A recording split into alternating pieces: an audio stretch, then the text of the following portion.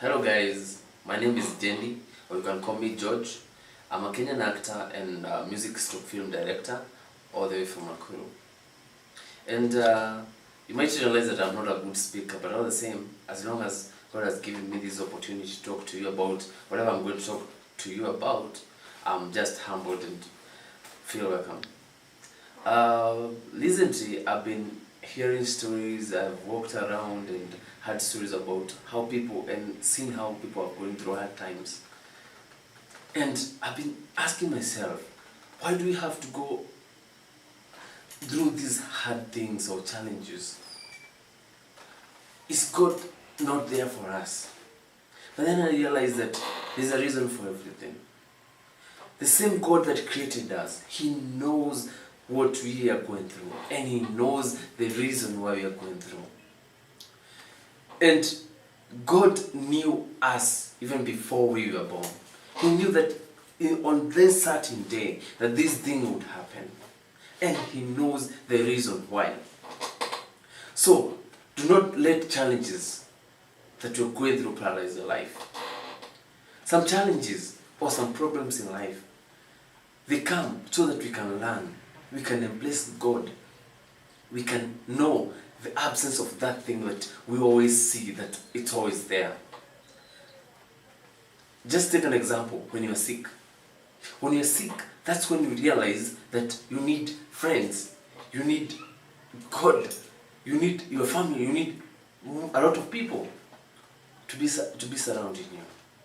But when you're okay, you don't realize. You just feel like it's normal to be well. You're okay. You're not feeling sick. You're feeling just fine. And then you don't see the value of your friends, of your family, or even sometimes it's normal for us human beings to forget that God's Son is always on our side. So today I want to empower you guys. I want to tell you that every situation that you're going through, whether good or bad, God knows the reason. You might think that you're better than anyone else, but you're not. We are all equal before the eyes of God. You might wonder, why is it so and so? They are better off, they're making millions of money. A lot of people out there are building big houses, a lot of people are driving big cars, and I myself, I'm going through a lot of hard times. I don't have food, I don't have rent, I don't have what I feel. And I realized that in this life, we can never be equal. God created us the way He wanted us to be. We cannot all be equal. There have to be, even when you're having a ladder, you have steps. And these steps determine the gravity you are, or the level you are from the ground. So, like in life, we all have all those different stages. And if you're not successful today, doesn't mean that tomorrow you'll not be successful. Patience is everything. When you trust God, you be there. You honor God, and you know you work hard and be there for yourself. Because God will not just bless you if you don't first bless yourself. So you have to work hard. Show Him that you are doing something, so that He can inject His blessings in whatever you are already doing. Like on the example, the parable in the Bible, that there was that king who gave different coins to his employees, and when he came back, the one who had a lot was given even more. But the one who thought of like burning the coin on the ground, was abducted from him and given to the one who had. So that's the same thing that applies in our lives. That whatever the little that you got, if you are well, if you can be able to work, if you have your own senses, you can be able to start something. Start low. I have had people, like they have started from nowhere. I've had people who started with 100 bob, they went to 200, they went down to 50 bob, they stood up, they still walked around, and with that enthusiasm, with that strength, they came up and became like people who have big names. So even you, wherever you are, you might be going through a lot of hard times, But never give up. Never ask God, why me? Why me? Why me? Because there's a reason for everything. And as long as you're working hard, God is not going to walk out of your life. Because the same God who created you, as I said, is the same God who sees you through each and every day. The same God who created a billionaire is the same God that created you. You know, at this moment, with this current life that we are living, there's a lot of procrastination, a lot of evil in our society, such as people are thinking that doing evil, getting money, maybe sometimes from Illuminati, from whoever. That's everything. But they don't value what the eternal life means. After you get that money, what are you trying to impact in your life? You just focus on today that you're getting money, but you don't focus on tomorrow. What about your tomorrow? Like, when you die, where do you want to go? It's pretty sure that we are all born naked. We get buried with nothing. Or even if I die a billionaire and you put the billions on my casket, it's nothing to me. So what I'm trying to say is that, like, let us not value the material things that can affect our lives later. And once again, I realize that sometimes some people have big opportunities that they can be able to change some people's lives out there. But I don't know, it's out of jealous, it's out of, I don't understand. If you have got an opportunity, you can help your brother, your sister, a friend in need. Why can't you do it now? Why can't you do it now? It's your time. Just impacting someone's life, and they will, even if they don't help you. Because actually, if you help someone and expect them to repay you back, that's business. That's not helping them. But if you help someone with that heart that you know, I don't want to be repaid back, God will bless you through that. So, like, I urge you guys, if you have an opportunity, if you've got a way, if you've got a route that you can channel your brother or your sister, just help them wherever you are. It doesn't matter. Even if it's not about money, life is not about money. Life is about passing the wisdom that you got. Like, I remember in the Bible that it's better for you to teach the disciples how to fish, not to give them fish. That was demonstrated by Jesus when he taught them how to fish, and he did not get them the fish and tell them, get a fish, just come, just give them to the disciples. He taught them how to fish. So, like now, wherever you are, you might be having an idea that you can be able to pass, and you can help someone in life so that they can make, if it's about those millions that someone can be able to make, let them learn how to achieve them. Don't just give me millions of money and tell me that, Gendy, just invest in this and that. I might invest, but I don't know how. I don't know how to use it. I don't know how. I don't feel the pain that you use to get that money. So I'll misuse it. I'll not go as planned. I'll invest. I don't have the idea, so I'll end up failing. So the best idea is, if you can sell your idea, or you can give an idea, you can pass that wisdom, that knowledge to that person. It can be worth millions to them. Because one thing I've realized is that each and every minute that passes, the 60 seconds, is that we are getting old.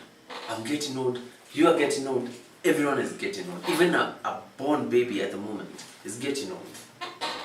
So, if you help me, it will change my life. If you don't help me, I will still exist. God will still bring another opportunity, whether a big opportunity or just a normal opportunity. I will still exist. When your day that God has established that you will die, you will still die, and I will still die on my day. So if you have an opportunity to help me, just help me. If you have an opportunity to help someone, just help them. Just be your brother's keepers. And as the Bible says, love your neighbor as you love yourself.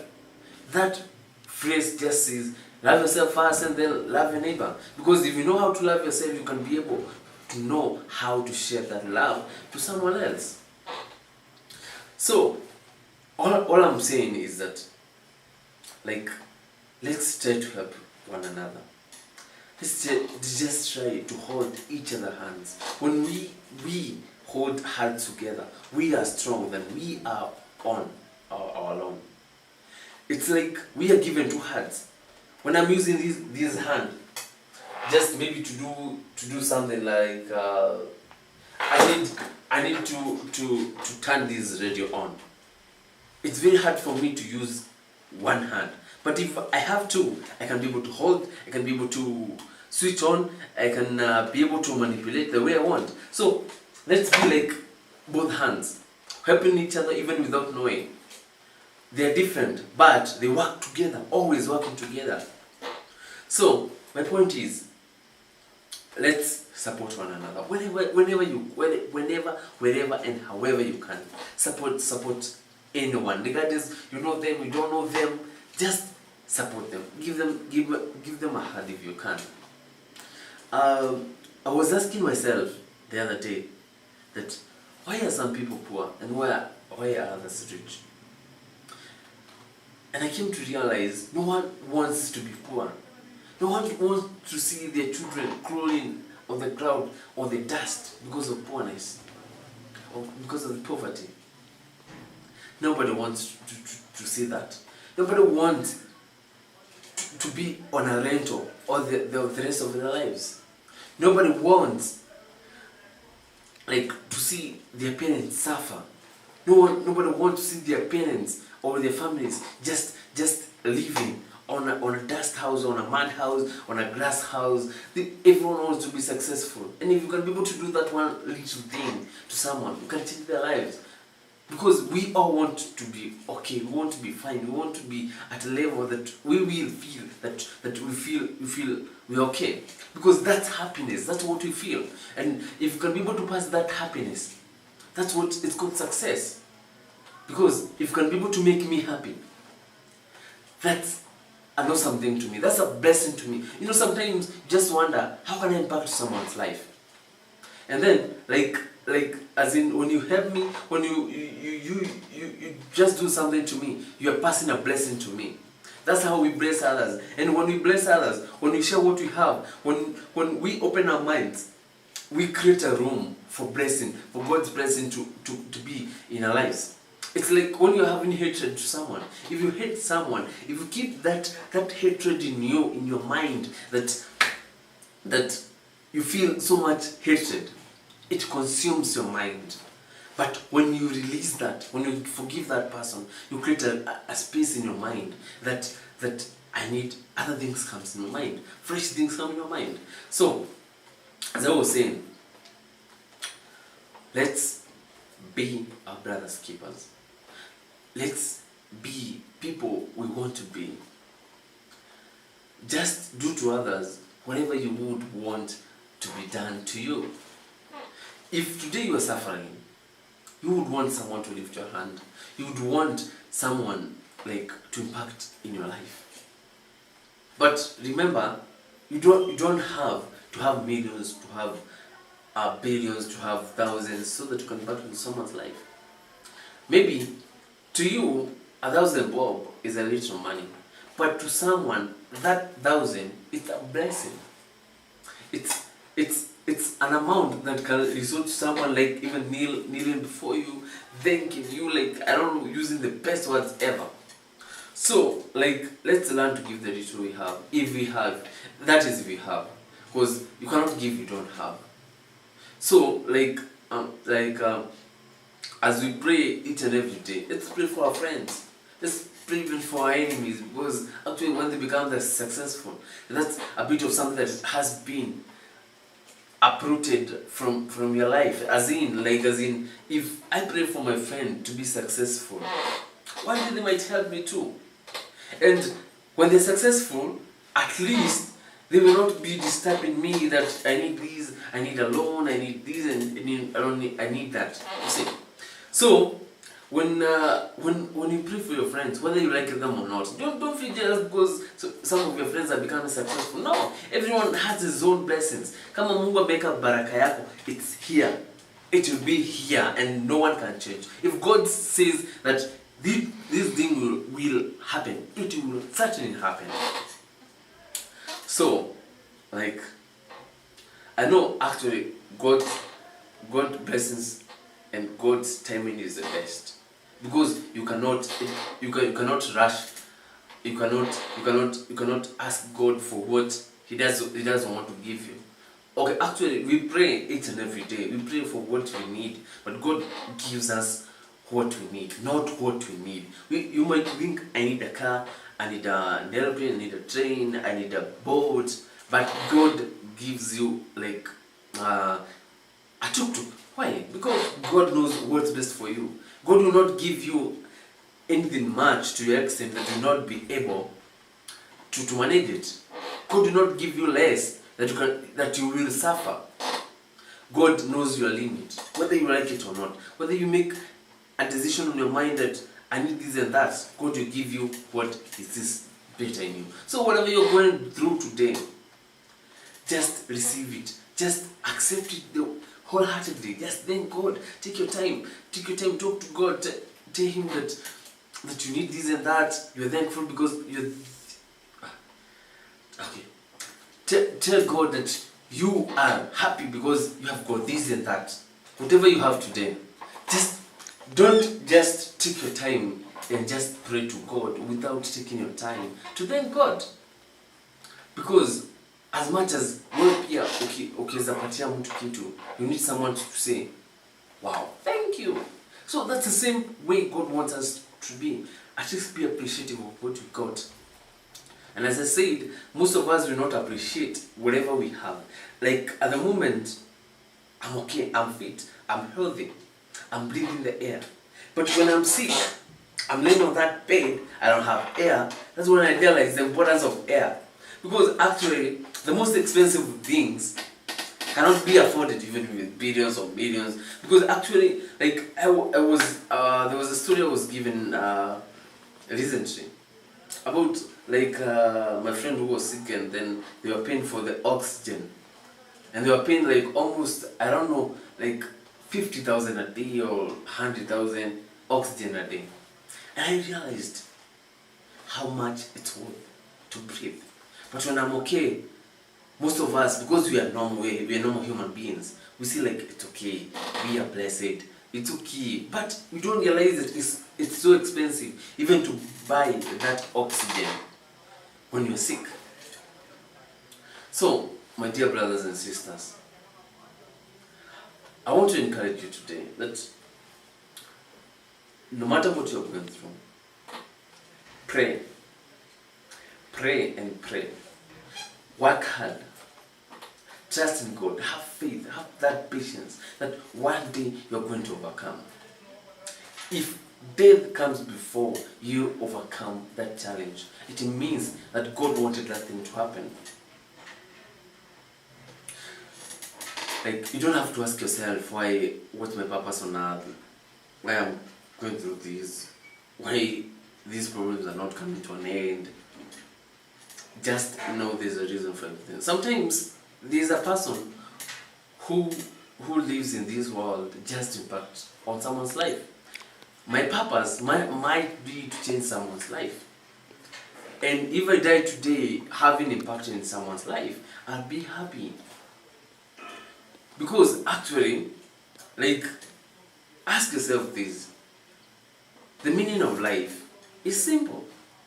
You are born, you grow each and every day, you eat, you sleep, you work, you wake up, whether you have millions, whether you don't have, that's life. You get old, then you die. That's the purpose of life. So, like, what I'm trying to say with that statement is that try to impact someone's life today that you can, today that you have strength. And there is a season for everything. There's a season for everything. And now, if you're 20, there's something that you're meant to do at 20. If you're 21, if you're 30, if you're 40, if you're 50, if you're 60, up to eternity. If you have that opportunity that you can do something, just do it. Just do it. Just do things that impact on your level, so that tomorrow you will be happy and appreciative of the life that you're passing through. I remember a certain, almost a year ago, I was walking with my friend Sam in town, and then I met a pastor from, I guess he was from Molo or Njoro, and then he just saw us and told us, come. Like, you have to be frightened when someone calls, like, Puja, like you say. And then he asked our names, and then he asked us, you are youths. Like, that George you want to meet at 70, when you look back at that George in 20 years, will you appreciate that George? A George at 70, with a George at 70, look at a George at 20 and be appreciating that you did what was supposed to be done at 20. So, in short, what he tried to tell us was that whatever you do today, whether big or small, will impact your life. If you make money today, in your old age, maybe they will help you. So, the reason that we exist, it's about tomorrow, not about the past. Sometimes the past, we can never change about the past. We can focus on the future, because that's where we are headed to. So, as I wind up for today, I want to thank you all. What I want to urge you once more: be your brother's keepers. And the greatest commandment is love your neighbor as you love yourself. The greatest commandment is love. Love others. Don't love them because they can help you tomorrow. Don't help someone because they can help you tomorrow. Don't love someone because they have this and that. Don't help them because they will repay you back. Help someone because it's good to love. If God said that's the biggest commandment, yes, let's be the people that God wants us to be. Love your neighbor as you love yourself. Love each and everyone. Don't hate someone because he's a cripple, because he's paralyzed, because he has problems. No. Just love them. Today it might be me that I'm successful, and maybe tomorrow I'm sick. I don't have the arms, I don't have the legs, I don't have the eyes, I don't have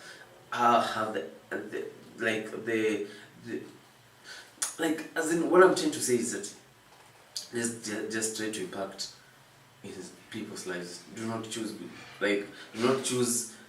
I need to have this person as a friend because he has this and that, he have a big car, tomorrow I might need it. Just help someone who is even poor. A person who cannot be able to repay you tomorrow. But as I said, if you can, don't give them money. Pass that knowledge. Impact them so that tomorrow they will not need that money. They will be able to make that money themselves. And as the chain continues, you help someone, they help someone. Okay, personally what I do, if I can be able to help someone, I help them and I tell them, I don't want you to repay me back. I want you to pass this to someone else. If I helped you today, make sure that tomorrow, when you're successful, when you have an opportunity to help someone else, help them. Don't tell them to repay you, because that will be business. Because if I help you and I need to help tomorrow, that's business. That's not helping. So, thank you for watching me. Thank you for listening to me. And I'm so humbled. I'm so thankful that you took your time and listened to me. And may God bless you. And I love you all. And once again, this is Gendy. You can, Gendy the actor. You can find our stuff on YouTube, Gendy Productions. You can like our page, Gendy Productions on Facebook. And big up to my director, Mr. Seven Samuel. You can also find him on Facebook, Seven Samuel. And Gendy Productions, we do music, audio production and video production. Plus we do film. We cover events such as wedding, parties, photography. We are that production house that you don't want to miss. Our charges are affordable and we are the best. We're striving to give quality and the best. So have a blessed night, and I know that pamoja Mungu ako na sisi. Kitu ya kwanza tumesema ni love. Biggest thing ever. Love. So, till next time, have a lovely time.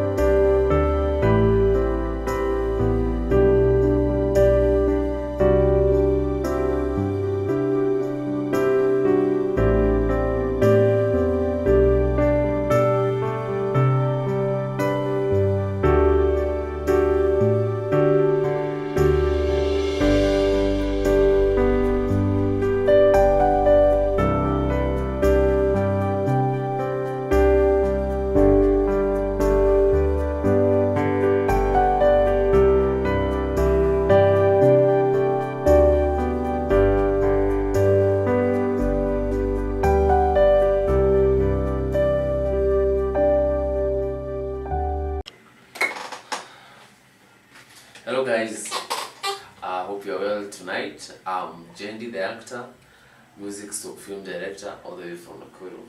And today I want us to talk about stagnation. Like remaining at the same place you are for some time, not realizing any change, and not having any moment that you can think, I'm doing better than I was yesterday.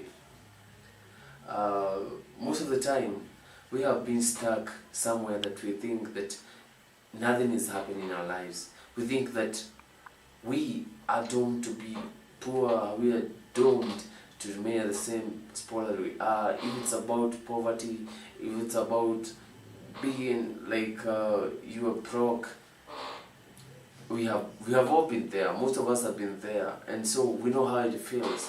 We know how it feels when a person tells you that be patient, with some time things will be alright, it will be okay, things will change. But when you look at things, like in years, 1 or 2 years, things are remaining the same. Like if you don't have food, it has been the same issue, or you have been working with the same salary, like 10,000, you've been paying the rent, you have been doing this and that, the same thing that have been happening in 3 years. You have not been able to save, you have not been able to change your status, and you remain at the same spot. Stagnation is something that happens in our lives so that we can be able to think beyond obvious. But most of us, we realize most of us never change, because it starts with you. Change starts with you. If you don't want to change, the situation will never change. Your attitude is everything. You have to come to yourself, call yourself a meeting, and ask yourself, why am I still here? What am I not doing right? You don't need someone to tell you that you can do this and that. It's your personal obligation to ask yourself, what have I not done right that I need to do so that I can change this and that, so that I can achieve this and that within some specified time. So stagnation is like a personal decision, because it's upon you to change that status. You don't have to live with the same stagnation if you can change the world. I've seen a lot of people with disabilities, they have done a lot of things that we have our both hands, our both legs, and everything that we are not be able to achieve. It's not by fate or by favor. It's about your attitude, your destiny. You know, you have to first you have to be with the right people, associate yourself with the right people each and every day. Be with the right people, talk with the right people, hang around with the right people, talk with the right people, like have the right friends who help you to achieve what you want to achieve. Not the friends who just talk to you about something that doesn't make sense. Number 2, it's all about what you want to achieve. So, like, where do you get the information? Where do you get your motivation? Being motivated by someone who has already made it. You cannot be motivated by someone who is under you. Be motivated by someone who have made it. But at the same time, don't assume someone who have not made it. Because as I said on another episode, I said that there's some people who are made or who are born to just impact into others' lives, so that other lives can be impacted. So that person can be able to tell you something that can change your life, even if they are not successful. I have heard people who will tell you that if you can do this and that, you can achieve, and they have not. Ni kama mtu wa sigara. They tell you that do not smoke. They sell you the cigarette, but they tell you do not smoke. What does that mean? They tell you don't smoke, but they're selling the same cigarette. It's harmful to your health, but they're still selling it. What I'm trying to say is that don't assume anyone just because of they are below you, or maybe sometimes they don't have that energy to say, to have that say or to impact in your life. So just listen to them, because at the end of the day, you have the personal decision to know that this is right, this is wrong. If I do this, I can achieve this, and you can be able to make the best decision. So number 3, always associate yourself with the right content. The content that you hear, your ears are able to perceive and to interpret. So if you keep on reading the right materials, read a lot of content. Like, if it's books, they are in most inspirational books out there. They are books that you just read to open your mind. They're successful stories. You don't have to read about success. Read also about people who have failed. Because by reading the books that or stories that people who have failed, you'll be able to realize that if I do this and that, I'll be able to fail. But if you always read about success, you do not know about where people fail, where people fail and how they fail and how much they tried and what they installed on that failure. Because we all learn from failures. We don't learn from success. We learn from failures. And success is not achieving a lot of things. It's achieving or moving from one level to another gradually, so that tomorrow you'll be able to be a height more than you were yesterday. So one thing I want to say about stagnation is that you need to bring yourself in front of God. Tell God that I need this. Tell God that I want this. Tell God I want to change my status. And as much as you pray, I said that work hard, work towards it. Because no one, if today I pray for an airplane, I don't know about airplanes, I don't know how to land it, I don't have anywhere to keep it, I don't know any information about it, I don't have anything about airplanes. So will God give that to me? But if I pray for something that I know that I can be able to achieve, I can be able to manage, because God will not give you something that you're not able to manage. God will always give you what is the best at that time. So work hard, work extremely hard. Don't just be sleeping. Don't just wake up and do the same thing yesterday. Year after year, you do the same thing. Try something different. try something new. At this juncture of life or with generation, you can be able to generate income through other channels. You can be able to like start something from from small things. I've heard of stories that I started from I'm a car seller to a millionaire. I've started from selling mandazi to a billionaire. I've started from I've not gone to school, I have not done this and that, but that person is a billionaire. So what I'm trying to say is that regardless of any situation that you're going through today, work toward that stagnation.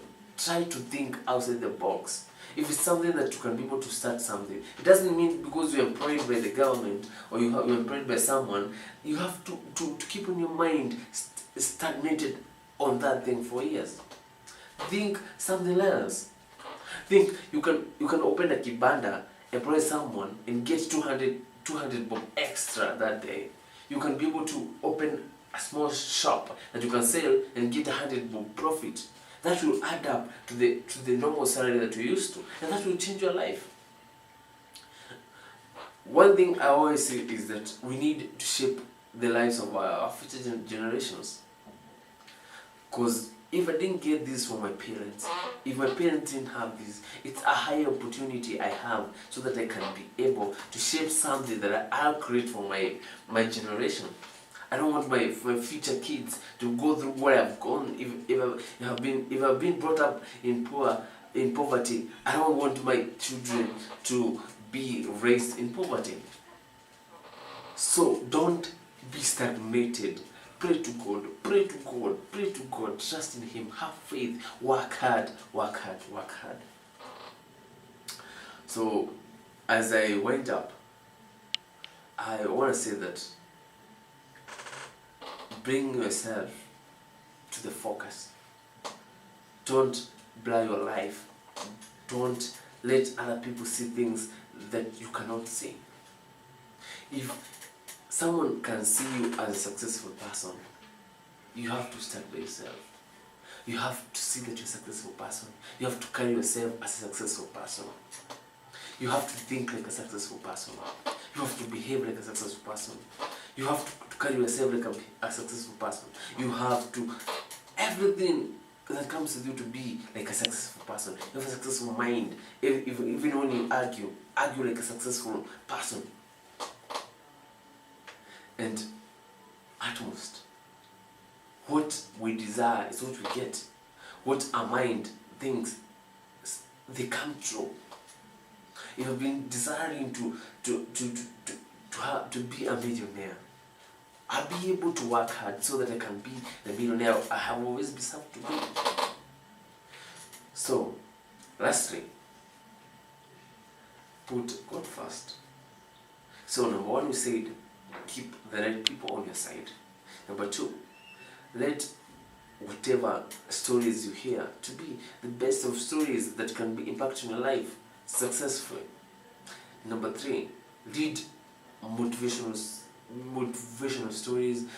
Read the right content. Read so that you can be able to open your mind. You know, when you're reading, you get to have new ideas, to think, if I was this, I would have done this, and it will apply in your normal life. And number four, work hard. And number five, and the most important thing of all, pray. Pray and pray and pray and pray. Because that's the only solution. Because without God, everything else is done. And without God, you cannot be able to do anything. Unless you want to go to the devil worshipping stuffs that will give you money, but that money will not bring you to heaven. That money will come to affect you in your little life. It have a lot of costs. It's got a lot of like repercussions, and choices have consequences. So the choice that you make today will determine whether you remain at the place you are, or you will fail. So as for me, I choose God. I choose to work hard. I choose to work with the right people. I choose to associate myself with the right things. I choose to think like a successful person, and I know that I'll be successful the way I want. if you want to follow me, like our page Gendy Productions on Facebook, or log into YouTube Gendy Productions and hit subscribe for more of these episodes. And I hope I'm not the best person to be telling you this, but I know and I hope that I have impacted in your life. I've said something that would help you change your mind. Because if I don't tell you, if no one tells you, you will say that I got no one to tell me. But I choose to tell this to you. I might not be the best speaker, but at least I'm able to say, I'm able to talk, I'm able to challenge you, I'm able to tell you that if you do this and that, you can be able to achieve this and this. So, again, I'm Gendy the actor, and I want to thank you all for having your time to watch this to the end, and God bless you so much. And without forgetting, I need to thank my director and my photographer, my DOP, Mr. Seven Samuel. You can find him on Facebook. He's my fellow actor, and big up Mr. Seven. So you guys have a lovely night, have a blessed night, and just interpret what I just said. And I love you all. Take care and be blessed.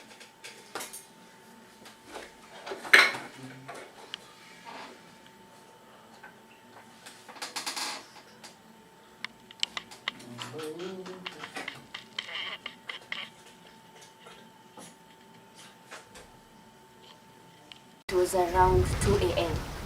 in the morning. I got out of space and I was walking. So the OCPD wanted I go stay at his place. Then he helped me. So I thought like, no, no, I don't want to get married. I have a I can only imagine a beautiful girl like you and then attend a girl on the streets. Where were you sleeping? I was sleeping. Okay. Sometimes I used to live with the chokoras, but you know life is hard living with them.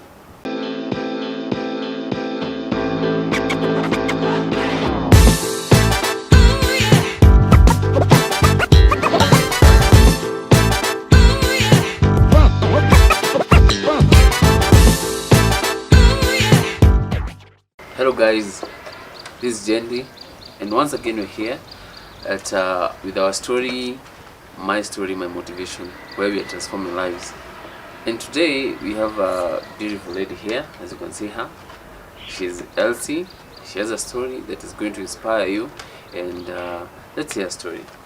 How are you, Elsie? I'm fine. Welcome. Thank you. And who is Elsie? Elsie is a student at Arvist College, taking food and beverage. I'm on my second year. Okay. Yeah, and I'm here today to share my story. Wow. How my life has been, and how I came to overcome all that. The challenges, things that we do, thinking that we're on the right track. Yeah, sure. But we are not. Okay. So I know our viewers are wondering, does this young girl has a story? What story does this girl has? And without wasting time, let's start where all this started. all this started when I was in class 7. I started living with my grandfather when I was in class 6. Then there was this time I got sick. I was at school. Okay. Then my grandfather was around. I was taken to the hospital. And so many things were said. Oh, Elsa ningia kwa mashaito, you know, the stuff. Nah, it was like a routine. I'm getting sick every time and then. And life wasn't that easy. I had to struggle with that. I'm schooling and my mom was not that well off. She was not educated. Okay. Yes, alikuwa chance kwenda shule, but you know, unaona wewe ni mrembo, blah blah blah. You don't want to study. Sure. Kaja shule, so she got married. So my grandfather had to take me in to educate me. By the way, I'm the only one who has finished school in my family. Yeah. Yeah. My dad, not educated. My mom, the same. not. My brother, no. Your elder brother? Yeah. Okay. Then me, then my sister. My sister alimaliza class 8 juzi. I thank God for that. So, I was in class 8 when my mom passed on. Okay. It was during my birthday when she passed on, and it was hard to accept it and to let go. Then I can say that is where my main problem started from. Wait. Your mom died on your birthday? Yeah. It was on 28 February 2014. 6 a.m. in the morning. I still remember that. I cannot forget. It must have been hard for you. It was very hard for me. But you know, you have to let go and move on with life. Sure. And after that, after my mom passed on, I was living with my stepdad. By then I've been raised up by my stepdad too. The father to my sister. He has raised me. And I used to blame my stepdad because of the reason why my mom passed on. Actually, I used to. Until the time I had to let go and say, I have to forgive this person, because if I don't forgive them, I'll be carrying a burden that is not mine. That's true. I used to blame him. I remember there was a time tulirudishiana maneno, me and him, and it was not good. Then after that, it was 1 year passed. He committed suicide. That was when I was in Form 1. Then, his family side used to blame me because I was the last person to talk to him. I was being asked, what did you guys talk about? What did you guys say? Like, what were you talking about? What did he tell you? I told them nothing. The only thing we talked about was, nimekuja midterm and what do you need? Because tulikuwa tushaongea, tusharudiana, getting good terms. Yeah. So when I was in Form 2, I ran away from home. Form 2, was it Form 2 term 1 or I don't remember very well, but it was in 2016. Because of 1, 2, 3 reasons, I ran away from home. There's a place called Kiamaina in Nyahururu. Yeah, I know that place. And I started living there, children's home. I don't remember the name very well. That is where I started living. For 2 weeks, life was hard. I'm not used to such kind of a life. You're waking up in the morning. You don't know what you're doing. Like, you're supposed to eat same food in the morning. I'm not used to that kind of a life. And yeah, speaking about that, can you just maybe briefly explain to us life at children's home? You know, some people are wondering, what's that life that you are not comfortable with it? Life is not easy. Like, there are small children there. Because when you older than them, you have to take care of them. Sure. You have to wash them, wash their clothes, yeah. Blah, blah, blah. Yeah, since you are bigger than them. Yeah, since you're bigger than them. Mm-hmm. Even though you're getting help and you're getting everything, because what you need is a shelter and food at that time. True. You're getting it, but life is not easy. Sometimes something is missing, Sure. you all will be blamed. Yeah, sure. And maybe you don't even know like what happened. You know, life is not easy there. Okay. So one night I decided I have to get out of this place. I have to go get my grandfather. I have to go talk to him.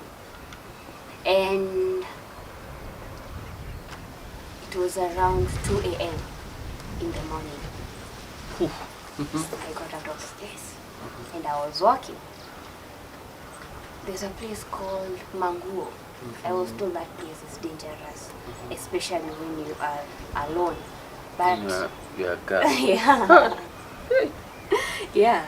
But I was like, no, I'm okay. I need to go. Then I went. Someone came. So bike came. Kaniambia, where are you going? At this time of the night, Kaniambia, I want to, nataka nifike town, I want to go to the police station. I want to talk to the OCPD there. Akaniambia, I can take you there, but right now we cannot go there. You need to first of all go and eat. Yeah. And so, akanibeba, akanipeleka hotel. Saa 8 usiku? Yeah. 2 a.m. Yeah. Okay.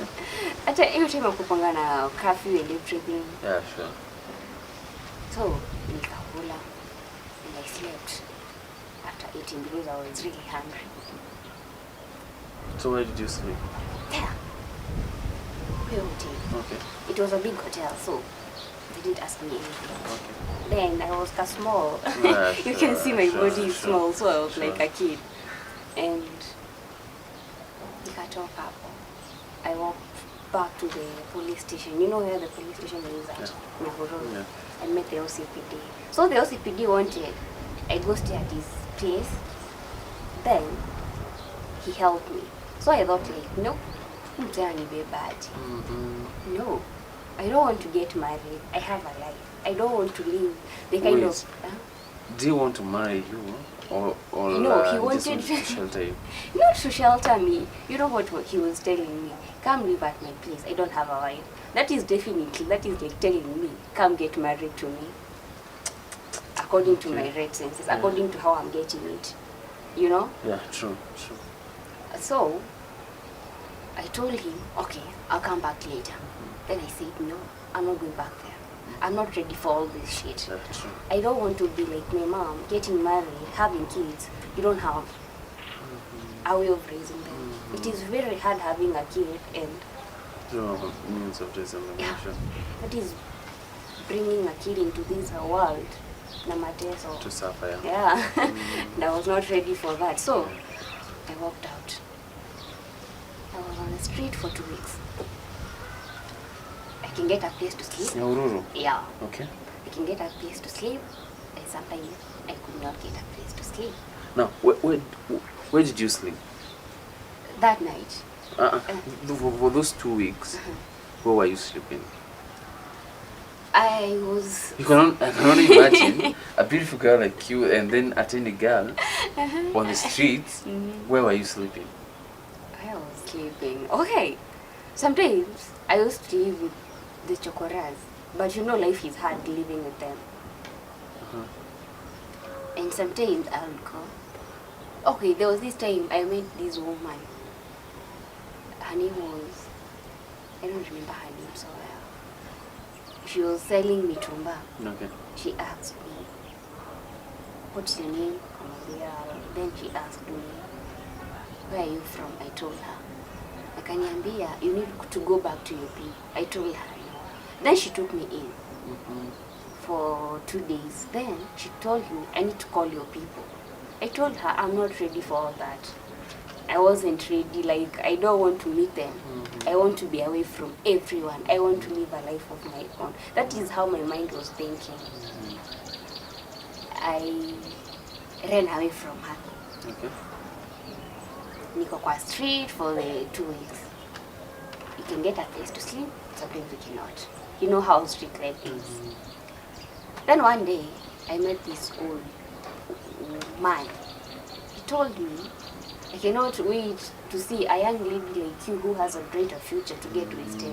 You don't look like a street mini child. He told me, you need first of all to take a shower. You pay it somewhere, I could take a shower. Then he told me, you need to call them. And I'm the one calling them. Then I thought, yeah, maybe I should. I gave him my grandfather's number. No, my uncle's number. I gave him my uncle's number. So my uncle came. He said, I'm going to take you back to school. And whatever has happened, let it remain like that. So, you see, I didn't have that time to explain what I've gone through, to say, like, this happened, you know. I didn't have that time. The only time I had was to be condemned. You did, yeah, you need this, yeah.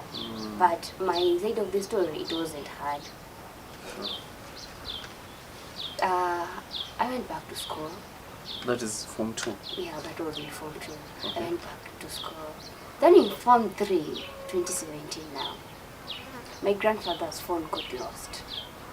I was on the main side. And where is that? He said we were in the house, the two of us, before leaving to church. Okay. I was living with him that time. No, I was living with my aunt. I had only gone to visit him that day. So I told him, I didn't take your phone. My uncle said, Elsie, you have to give her the phone. I told them, I don't have the phone. So I was like, iko hivi. So I got mad. I had to take acid. Yeah. I had to take acid and it wasn't good because I was almost at the point of no, and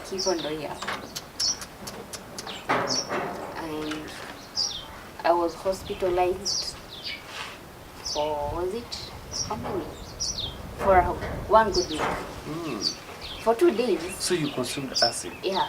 The battery one. How do you call it? Yeah, the same acid. Yeah, I know, but was it chloride? Exactly. Yeah. That one. And you know, when you're consuming it, it is like unajua kwa nguo inachoma. So when you're consuming it in the body, what is it going to do to you? The same thing. Then my aunt told me, before I told her what is going on, before I told her I've consumed acid, she told me, take this milk. That is where everything went wrong. Because when you're supposed to take milk when you consume something that is acidic. Okay. Before I was injected, conditions were to approve.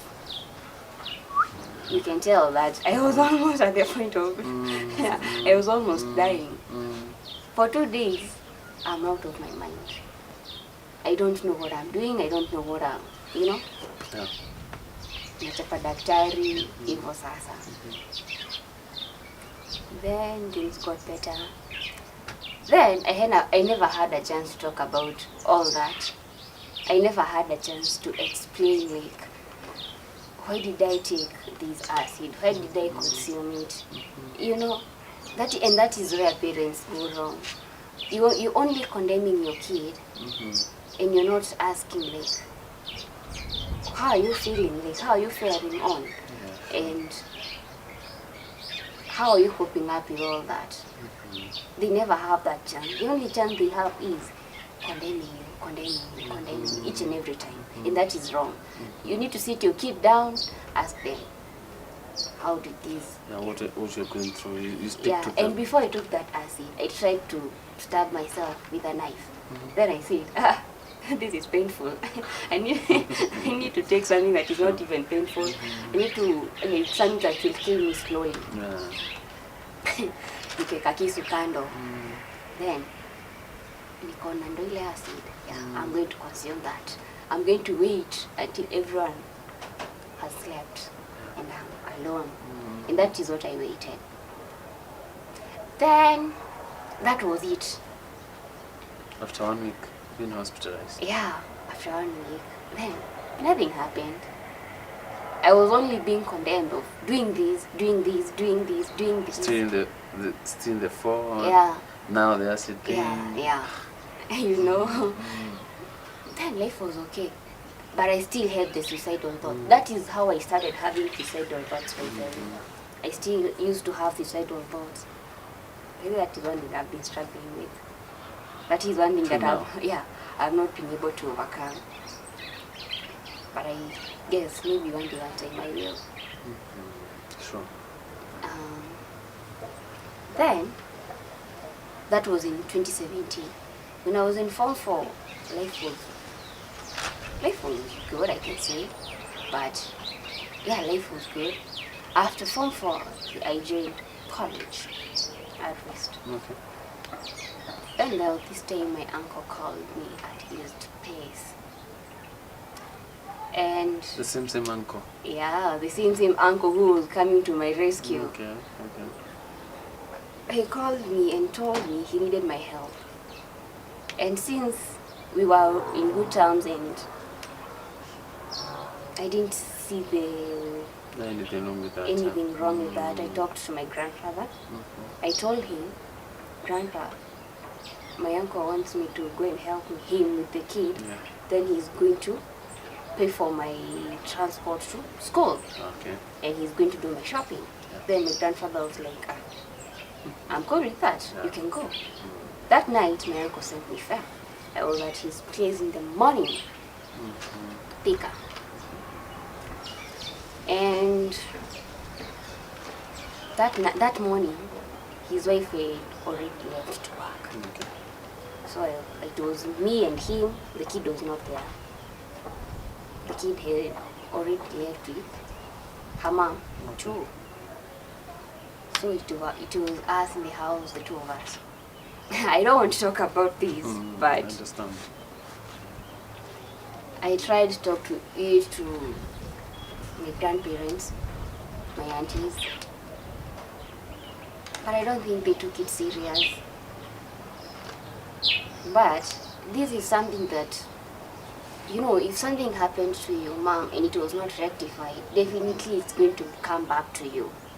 If something that happened and it was not rectified, because right now I cannot do something knowing very well this is bad and I don't rectify that, in one way or another it is going to Affect my kids too. And that is the same thing that happened to me. So, I know our viewers are wondering, what is that thing that you're talking about that can be spread over the offsprings, and what happened that happened to you that had happened to your mom? Okay, my mom had a kid with her uncle. Yeah, she had a kid. So the kid did survive. Yeah, and she was alive for 2 weeks, then she passed on.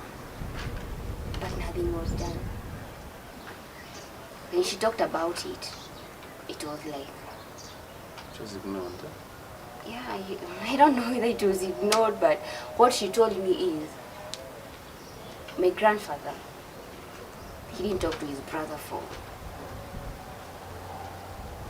I don't know for how long, but that is not the solution. True. You cannot stay without talking to your brother in the name of Justice. Yeah, that is not justice. Sure. And the same thing happened to me, though I didn't get a kid. But when I talked about it, it was like I'm saying a lie. So My uncle said, she's lying. I told him. Your uncle Yeah. took advantage of you. Yeah.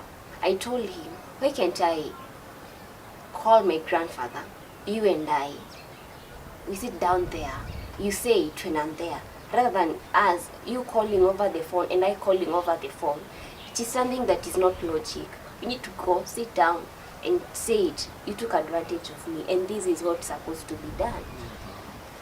It was like Elsie's lying. One of my auntie believed me and she really supported me. And I thank her for that. And after that, that is how I started using drugs. Because you cannot, that was in 2019. Then in 2020, I was really mad about all that. That happened in 2020 January. The story with my uncle. I talked about it until February. Nothing is being done. I also get tired, and it is depressing me. It is eating me up. And that is how I started using drugs. I was like, I need to get this thing out of my mind. I need to get over it.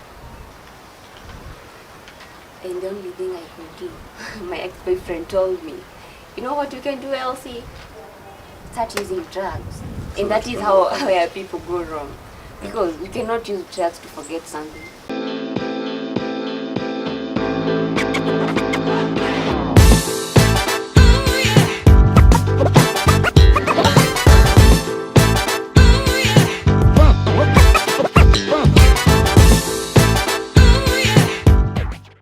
The moment you say you're using maybe weed, alcohol to forget something, you're getting it wrong. Sure. Because you'll get drunk today. Tomorrow you wake up with the same problem. The same problem. Sure. You know, you've not solved it. So, that night, the first time I ever used drugs, I remember I was in the house, then the guy called me. He told me, Elsie, I need to see you. So I told him, you can come over. I don't want to go somewhere today, you can just come over. So he came. I told him what I'm facing. He told me, if you need to forget all these, start using drugs. And that is how I started using drugs. And I have used cocaine, I've used weed, I've used alcohol. And with all that, I thank God. Like right now I cannot do any of that. I overcame it. But it really affected me. Because I remember that night, the first time I used it, the first time I used cocaine, the first ever time I used it, I did not know what was going on. I did not know what I was doing. And the guy took advantage of that. He called my grandfather. He told my grandfather, I'm already dead. How are you? Yeah. And it was drama after drama after drama after drama. Because I'm there, I'm not understanding what is going on. I'm there, I'm only doing what you're telling me to do. I'm not myself. The drugs are driving me to do something. And I was told to hang myself with a string. And I did that. Then, he took that picture, my picture. He sent it to my grandfather. I was not understanding myself. Maybe I always regret meeting this guy. Because my grandfather, he believed my grandchild is dead. He had even sent police to come pick me up, the dead body. But I was there, I was alive, but I cannot talk. I don't know what I'm going to say. Yeah.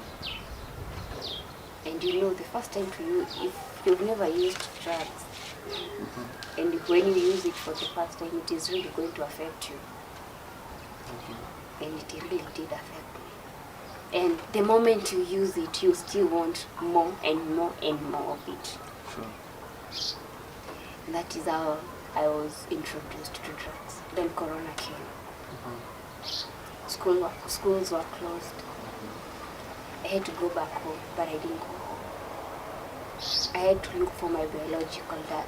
A person who have never raised me, a person who I've never met. I didn't even know like how he looked like. That was the first time I looked for the guy. Okay, so you went looking for your biological father? Yeah, like I thought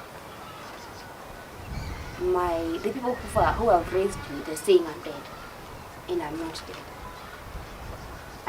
The guy who I thought he was going to be like my supporter, like through all this he's supposed to support me, he's only telling me to use drugs. And he's selling them too. What am I supposed to do? I have to look for other options. I have to look for somewhere to go and stay. I didn't have a place to stay. I didn't want to stay anywhere close to my family. And there is Corona. I had to look for my biological dad. Then my biological dad is a drunkard. So I'm running away from this. Then this is what I'm going to. Yeah, this is what I'm going to meet. He's a drunkard. So many women coming in, getting out. That life was hard, and I didn't like it. But I had to familiar. You know, you have nowhere to go. That's a better place. Yeah, you have nowhere to go. Like, where are you going? Yeah, I stayed there. Then one day he told me. What did he tell me? Oh, he told me I'll be a prostitute. And he told me my mom was a prostitute. So I got mad. So we got into an exchange of words. I didn't want anyone. But there's something I don't like. Even if my mom lives, what kind of a life she lived, you have no right to accuse her. True. That is my mom, and that is not his mom, and that is nobody's mom. It is my mom. And whenever you want to attack me with my mom, it doesn't go right. So we got into an exchange of words, and I told him, I'm going to leave your place. Actually, since I was young, you don't know what I've been eating, how I've been schooling. You know nothing about all that. So you have no right to accuse me in any way. And his brother gave me 1,500 shillings. He told me, go to your people. Go talk to them about all that happened. Let them listen. And I went. So, when I went to my grandmother's place, what she told me, The grandmother from your mother? Yeah, from my mother's side. And this grandfather you're talking about? He's my mom's dad. Oh, okay. And the brother I'm talking about, the uncle I'm talking about, is my mom's brother. Okay. And that is how I went to my grandmother's place. After going to my grandmother's place, she didn't want to hear my side of the story. She was only telling me, this is how you did it, this is, you're not having that time of, this is what happened. And this is the reason why I did this. I wasn't getting that time to explain everything. Then I told her, I'm leaving. I know very well I have nowhere to go. I know very well I have nowhere to live, but I had to leave. And I told her, tomorrow in the morning, sure, I'm going. And I left. I left the place early in the morning. I came back to Nakuru. After coming back to Nakuru, I was told, what was I told? Okay, I called a friend. She wasn't around. And what I had to do is look for somewhere to stay. And I looked for somewhere to stay, and I stayed for 1 good week. Then life was hard. Then I remembered there was this auntie of mine who used to support me concerning my uncle's story. Yeah. Then I called her and I told her, Auntie, you know what? This thing is eating me up. Like, in as much as you guys want me to forget about it, I cannot. It is not easy that you just wake up in the morning and you forget about something. It is a trauma you're living with. That's true. And if you don't get a listening ear, no one is going to listen. You're not going to hear. You need to hear. She told me, what I can help you do is, and she told me, okay, I told her everything. She told me, the only way I can help you. Because you cannot go back to the past. You cannot go accusing your uncle forever. Sometimes you have to forgive. You have to let go, forgive and let go. Yeah. But I know it's very hard to forget. Yeah, it is hard. So she told me, I'm going to take you somewhere. because you also need to stop using drugs. And I guess I wasn't ready to stop using drugs. I was already an addict by then. Okay, she took me somewhere where I got guidance on what to do and how to live with all that, and how to let go, like slowly letting it go. But honestly, I've never let go, because my uncle also needs to say, like, I'm sorry. Yeah, sure. I'm your uncle. I'm supposed to be your dad. Yeah. I'm supposed to help me. I'm supposed to be your guardian. Show you the way. And by then,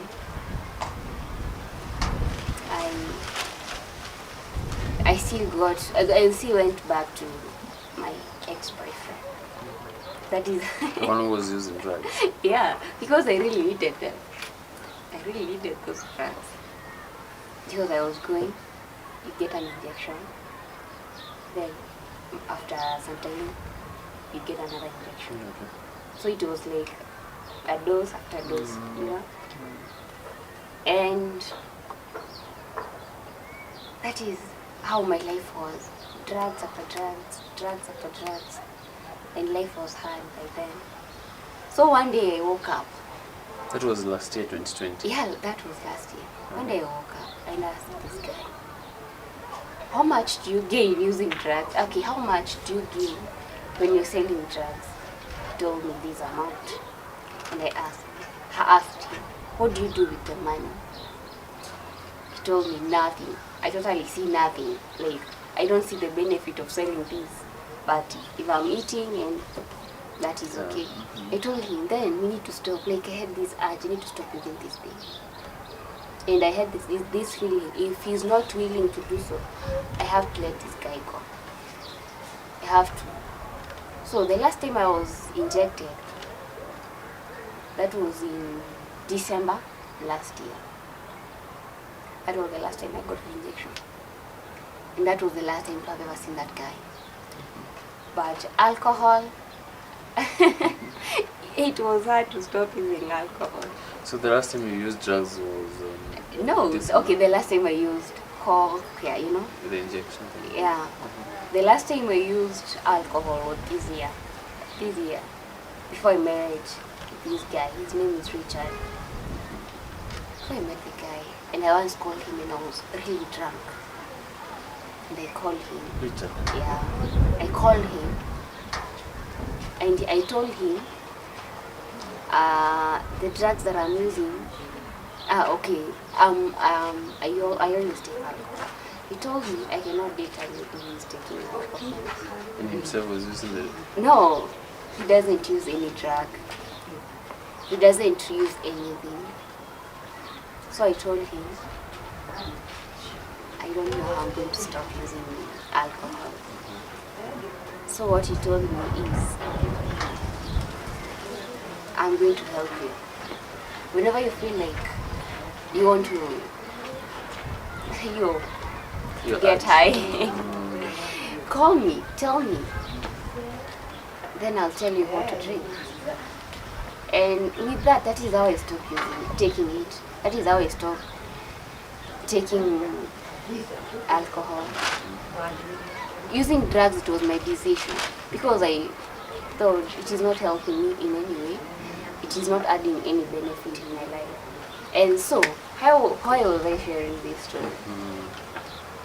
Why I was sharing this story is, if I only had a listening ear, if my guardians could have listened to me, if they could have told me, sit down, see what happened, I'm pretty sure I could not have ended up using drugs, living a life on the street, living like, I don't know, like, sometimes I can just walk out of that door. Go, like, I just feel like I want to go far away from people. I don't want to be near anyone. And that is a problem. Sometimes I just feel like I want to wake up, take my life away. Because with all this that has been happening, it is not normal. And one thing that I've not said, my uncle's case, he was not the first one. I've remembered when I was in class 7 too. His brother also tried to take advantage of me. So this is something another that, uncle. yeah, a different. When I was in high school, so the same thing still happened. This is something that I need to sit them down. My grandfather needs to be there. Sure. And that is why I've not gotten over it. Even in the matter, in as much as people say you need to get over something, you don't have to dwell in your past. Yeah. I need to talk to them, tell them, this is how I'm feeling about this. Yes. Even though my uncle who tried to do it when I was in class 7 apologized to me. He did apologize and I told him it's okay. But what step has my people taken? What precaution have they taken? Yeah, sure. You only see someone like, you're okay, but you're not. You're living a life, but you're not. So like yesterday, I was coming back home and I felt I should not go back there. And you know one thing with me, I don't know how to make a decision then stick with it. I was coming from Nairobi, Mefika town, and I'm like, I'm not going back there. I need to be away from everyone. I need to go. I need to run away. And that was my plan.